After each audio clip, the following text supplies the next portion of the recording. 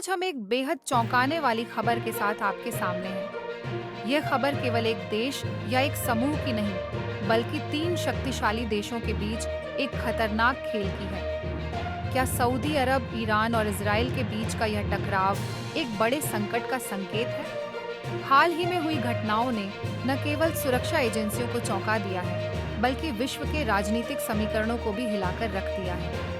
आज हम इस रहस्य को खोलेंगे, जानेंगे इसके पीछे की कहानी और इसके संभावित परिणामों पर चर्चा करेंगे। हमारा मामला शुरू होता है 7 अक्टूबर 2022 को, जब इजराइल पर एक अचानक हमला हुआ। इस हमले ने न केवल इजराइल की सुरक्षा प्रणाली को चुनौती दी, बल्कि विश्व को भी सोचने पर मजबूर कर दिया कि आखिर इस हमले की योजना किसने बनाई। इस मामले में मुख्य किरदार हैं ईरान, हिजबुल्लाह और इजराइल की खुफिया एजेंसी मोसाद। ये हमला इतना प्रभावशाली था कि इसने इजराइल के कई सुरक्षा सिद्धांतों को ध्वस्त कर दिया।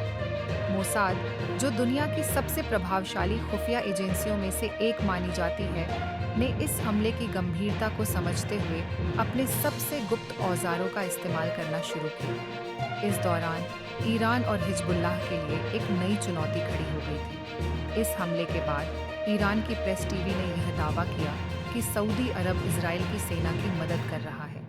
यह खुलासा उस समय हुआ जब सऊदी अरब ने सार्वजनिक रूप से कहा कि यदि इजराइल फिलिस्तीन को मान्यता नहीं देता, तो वह भी इजराइल की मान्यता को रद्द कर सकता है। लेकिन पर्दे के पीछे कुछ और ही चल रहा है।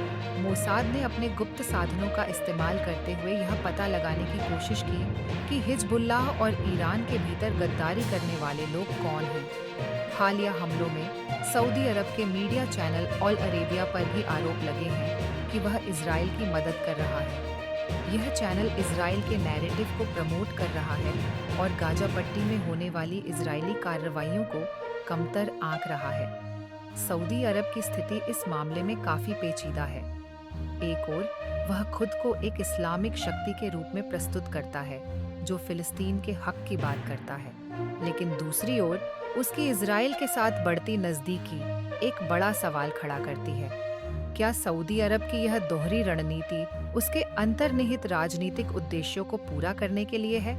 विशेषज्ञों का मानना है कि सऊदी अरब ने इजराइल के साथ एक अनकही संधि की है, जो उसकी सुरक्षा और आर्थिक हितों को प्राथमिकता देती है।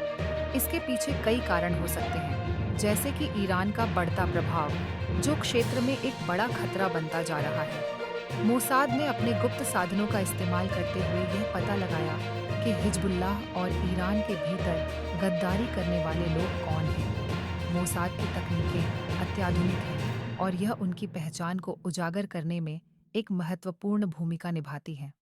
उनका लक्ष्य यह है कि वे अपने प्रतिकूल के भीतर गद्दारों की पहचान कर सकें, ताकि उन पर कार्रवाई की जा सके। इस सब के बीच हिजबुल्लाह और ईरान के लिए यह एक कठिन दौर है।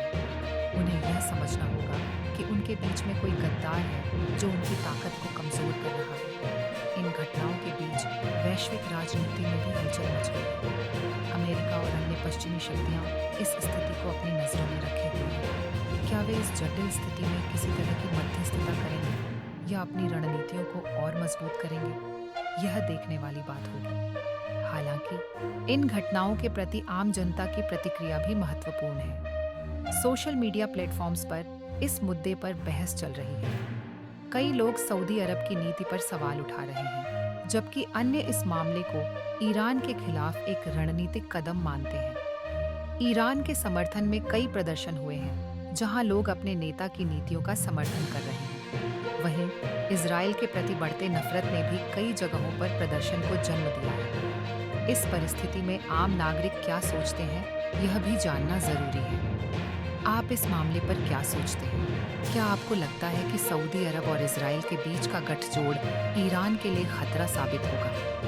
कृपया इस वीडियो को लाइक करें, हमारे चैनल को सब्सक्राइब करें और अपनी राय नीचे कमेंट में साझा करें। चलिए, हम सब मिलकर इस मामले में न्याय की उम्मीद करें।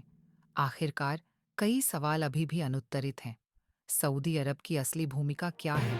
क्या हिजबुल्लाह और ईरान इस खतरे का सामना कर पाएंगे? क्या अमेरिका इस स्थिति में कोई भूमिका निभाएगा? हम इस मामले पर नजर बनाए रखेंगे। यह जंग केवल एक राजनीतिक लड़ाई नहीं, बल्कि मानवता की एक परीक्षा भी है। हमें उम्मीद है कि सत्य और न्याय की हमेशा जीत होगी। आपका धन्यवाद।